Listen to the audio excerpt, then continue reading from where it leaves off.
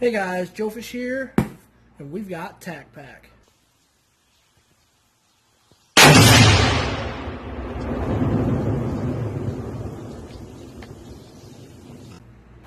Alright guys, we have got TacPack for the month of July, and we are going to crack that bad boy open with the Gerber flat iron.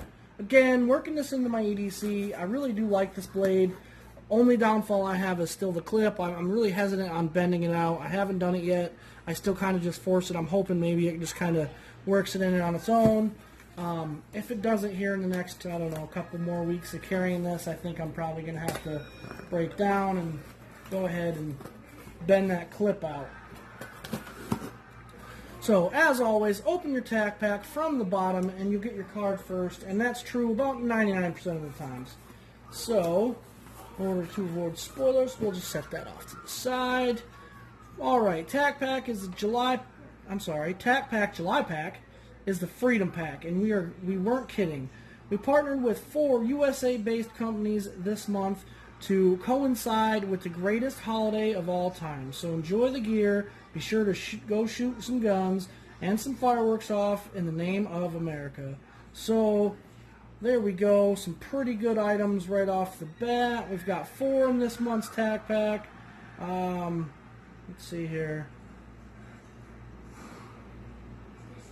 So we're going to try and find the lowest value, which I believe is going to be a,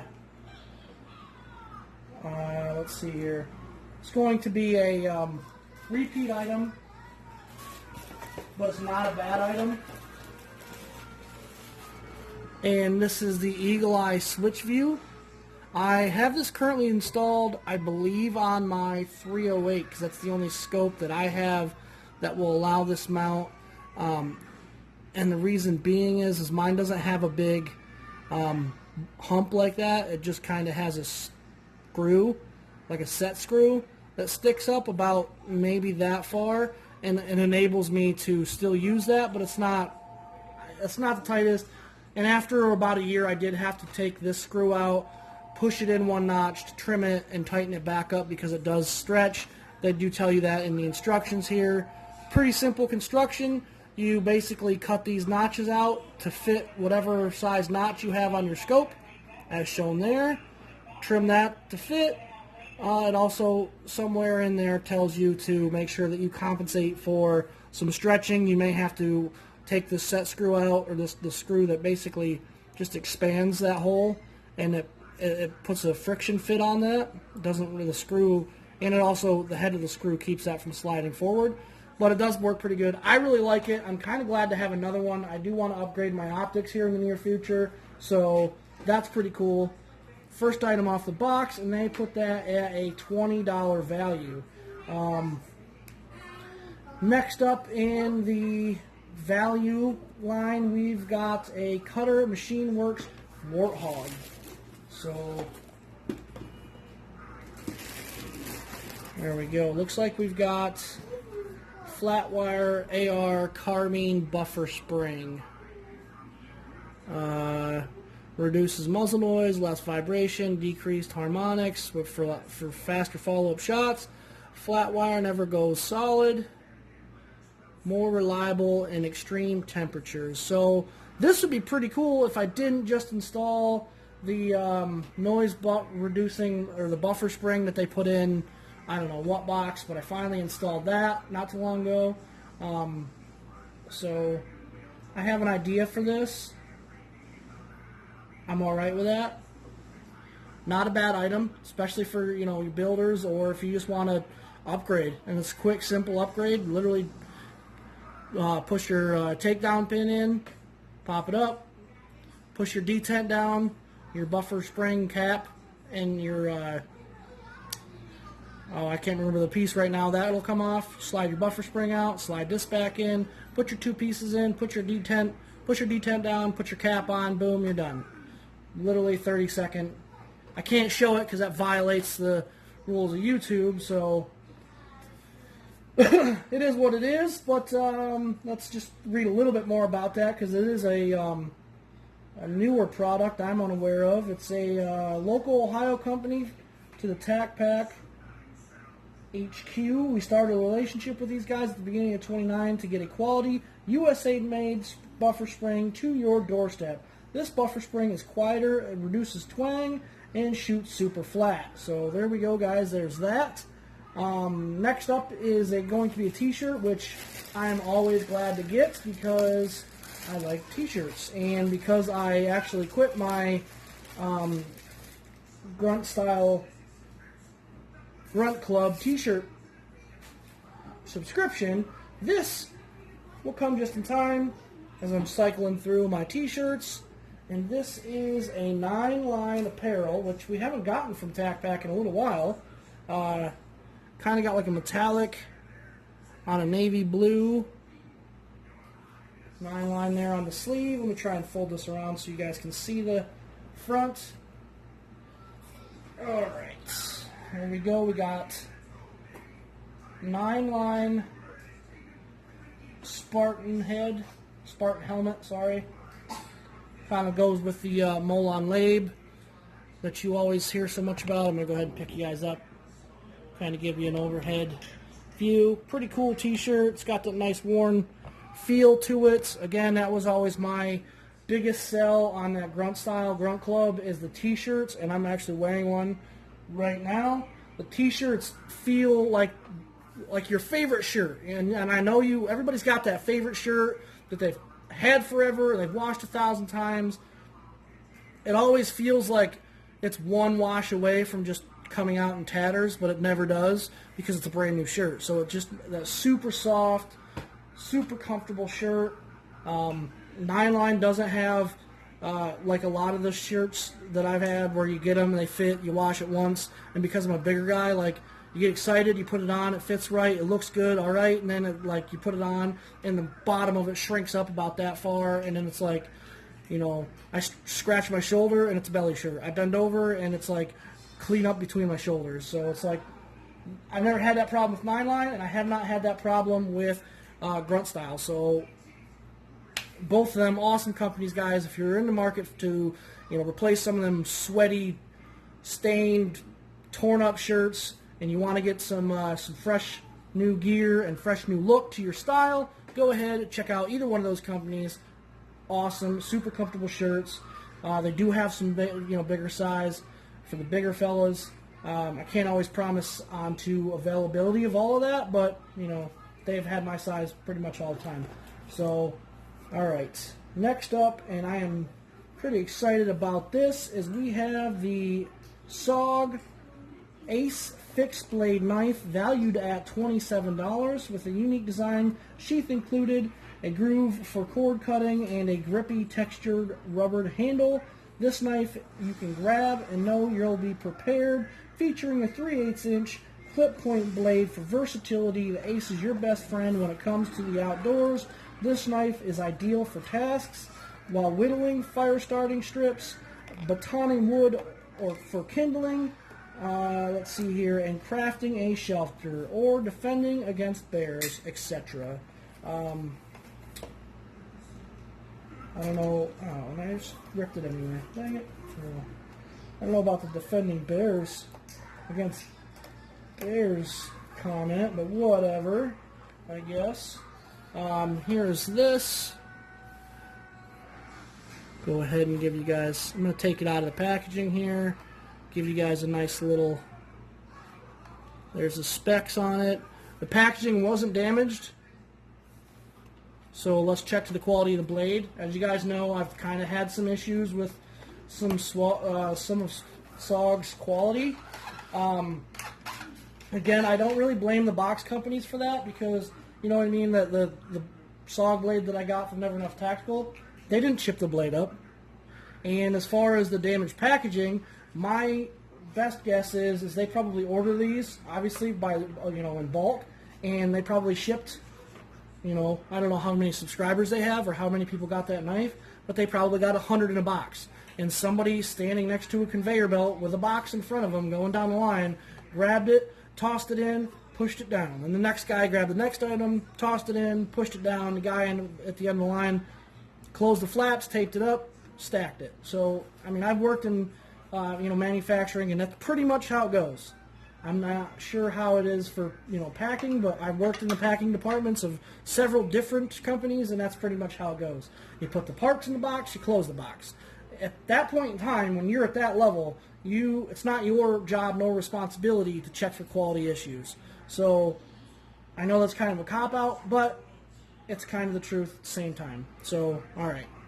That being said, let's go ahead, check the blade out. Got a lot of jipping or stippling on this. I want to say this is probably like this for batoning, but I would more or less baton up here, put in a piece that I'm going to chop here and baton downwards into this area. I mean, blade looks super straight. No chips that I'm aware of. We do got a little bit of packing oil on it, but that's not a problem. It's super sharp. Centering looks good. You can tell where they injected the blade or the polymer. Focus. They injected it right there. That's called gate vestige. That's, you know, just something you're going to have. Does feel very comfortable. Got a lanyard hole, so maybe we'll put on some lanyard. You know, put some lanyard on this. I really like the sheath, so I'm probably going to keep this blade. Well, I maybe spoke too soon. I thought this was more like a flexible clip, but it seems like it's more or less just glued in there, and that might become an issue later on down the line, but I do got some heavy flash here that probably could have been handled a little bit better. That right there is what we would call flash. That is like a rolled over edge or a gap between the steel where the plastic, when it was injected, was able to leak through. Again, I don't. Yeah, right there's where they injected it. That's your gate. That's where they shot the plastic in. I don't think it's a bad blade. I don't think it's a bad sheath. I typically, because I'm lefty, I hate it when I get a sheath and it's basically, you know, right-handed draw only, unless I have this maybe tucked into my pants and I would allow me to, like, almost like a fighting style grab and deployment. I don't know. That's just me. That's my opinion. That's typically why I don't really like a whole lot of folders that don't let me do an ambidextrous carry. You know, I like the, you know, this style, and then you have your steel component here, but it really locks it to carry, you know, just in one. It really limits your capabilities, I guess.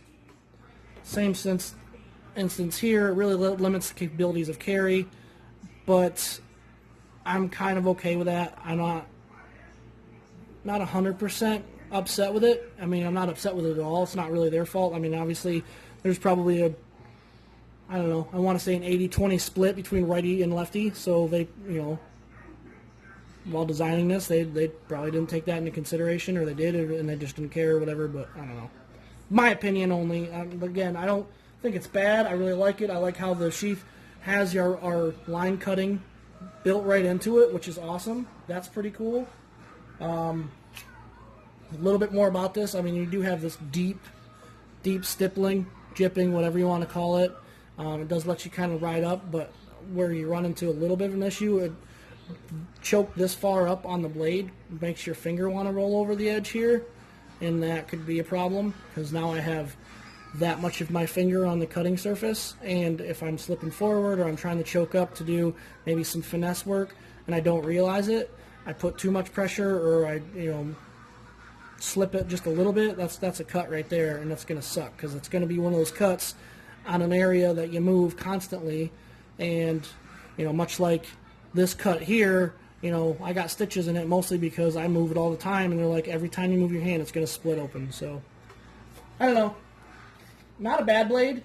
Not exactly my favorite design. Maybe I can do a little Kydex work and make my own little Kydex sheath for it. Maybe I could still work in this. I don't know. We'll see. I'll have to toy with it a little bit. But go ahead and put this back together. I'm not 100% sure. I've said this before to numerous people. I am a fixed blade kind of guy.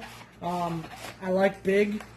I like them big. I like a big fixed blade. That's just, I've always, you know, hunting knife style. My biggest appeal to this is it's a big blade, a great shape, and it still kind of lets me be able to do a little bit of finesse work if I have to. So this kind of really slipped into that, you know, falls into a medium to big blade category. But, all right, let's go to our August pack hint. And that is, summer is far from over, and we are just getting bigger and better from here on out. August has 5 total items, including 1 highly demanded for your 2 spheroidal structures containing sense receptors for vision, aka eyeballs. So maybe safety glasses or binoculars, maybe, I don't know. Also, an absolute innovative, clever little tool we've come across. We are excited for you all to see this one. And P.S., and this is when they start that mid-year, like, try to finish out the year strong hype, and that is we have something coming at the beginning of 2020, and that's the most epic item we've ever sent. Why the wait? They are currently being CNC'd in Texas. So, I don't know, maybe a stripped upper, maybe a stripped lower, maybe an 80% lower. It'd have to be an 80% lower because that's just legality. You can't ship that all over. But there's our card. You guys can go ahead and pause that as you see fit. But a quick rundown will give us the SOG Ace Fixed Blade. The Eagle Eye Switch View, like, again, that is a repeat item, but not a bad item. I'm glad to have it. I'm probably going to save putting this on for when I upgrade my optics. We have got the 9-line t-shirt and our Cutter Machine Works Warthog. Again, 27, 20, 22, 22. So, I mean, double the money. Decent box, good contents. Always love getting an awesome shirt like this. They can always send them, and I'll always make it a great box. Nice, innovative gear from a local, to them, company in the United States, so that's awesome. So, there we go, guys. Also, I want to take a quick second to remind you, I do have the giveaway going. Again, I think, again, it's going to be a Alpha Outpost, a box I'm putting together, and you can choose one of the boxes I get here. But I think what I'm going to do is I'm going to try and double down, and I'll do like, I'll let the winner, I'm going to pick 2 winners, and that winner is going to be able to decide whether he wants the Alpha Outpost in a box of his choosing, or a box of his choosing in a box I put together, or a box of his choosing, meaning one of these subscription boxes, and the box I put together, leaving the Alpha Outpost to the second place guy, or if he wants, you know, we'll do it that way. I think that's going to be the best, because I kind of want to spread out the winning across the board. And then I'm not limiting that to just 2. I might do a few small giveaways, you know, maybe take it out to like a 5th place, because I really, really, really want to give back to you guys. And after thinking about it, I really don't want to just, I mean, as much as I would love to, just do one big, giant, epic giveaway. I kind of want to spread the love because, you know, I want to give back to as many people as I possibly can. So, as always, guys, that's all I got. Like, comment, subscribe, share, all that fun stuff. You know what to do in the comments down below. Share this, do whatever, Instagram, Twitter, Facebook, whatever you got to do. Get it out there. Let people know what's going on. Bring them to the channel. That's all I got. That's it. Joefish out.